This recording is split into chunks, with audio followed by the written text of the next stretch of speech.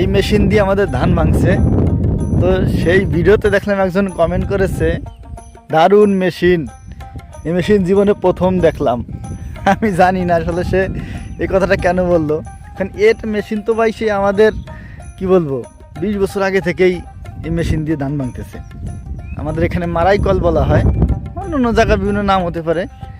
কেন উনি বললো শুধু আসলে কি ওনাদের ওখানে নাই নাকি জানি না, এটাই যে নামানো যায়, এই পাট্টাটা নামিয়ে এখানে ধান রাখে, এখান দিয়ে ধান ঠেলে দেয়, ঠেলে দিলে এই পাশ দিয়ে ঘুরে ঘুরে ধান পড়ে যায়, ভিতরে কাটা কাটা আছে, এইখান দিয়ে যে খড়টা বেরোয়।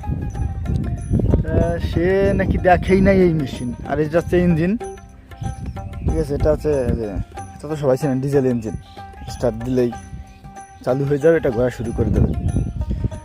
যেখানে ধান আছে সেখানে তো এই মারাই কল আছে, অনেক জায়গায় হারভেস্টার মেশিন আছে, সেগুলো তো শুকনা জমি যাদের তাদের জন্য। শুকনা জমি ছাড়া তো হারভেস্টার মেশিন দিয়ে ধান কাটা যায় না। আমাদের এখানে তো জল হয়ে যায়, উত্তরডাঙ্গা আবার হারভেস্টার মেশিন চলে, কিন্তু এই দক্ষিণডাঙ্গা চলে না। আর এই মেশিনটা আপনি যে দেখেন নাই তাকে বলছি মনে হয়, মানে কী বলবো আসলে আমি জানি না আপনি কোন এলাকার মানুষ। এটা তো সব জায়গায় আছে, বাংলাদেশ, ভারত, পশ্চিমবঙ্গ, যেখানে আর কি জানি আমি, সব জায়গাতেই এই মেশিনটা পাওয়া যায়।